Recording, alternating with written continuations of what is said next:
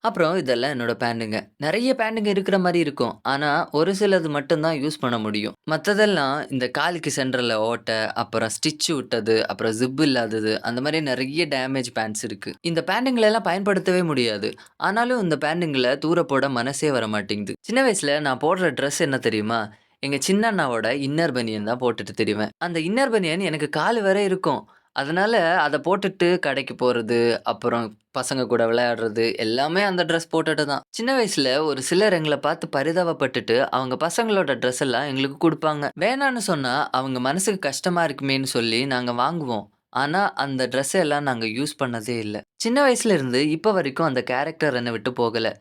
நான் ஒண்ணும் இல்லாதவன் தான். ஆனா, என்ன ஒண்ணும் இல்லாதவனா ட்ரீட் பண்றது எனக்கு புடிக்காது. கிழிஞ்ச ட்ரெஸ் போட்டாலும், அத கிளீனா போடணும். இது எங்க டீச்சர்ஸ் கத்துக் குடுத்தது. காடோட கிரேஸ்னால இப்ப ட்ரெஸ்ஸு கொஞ்சம் நெறையவே இருக்குது. சின்ன வயசுல இந்த மாரி ட்ரெஸ்ஸுக்காக ஏங்கியிருக்கேன்.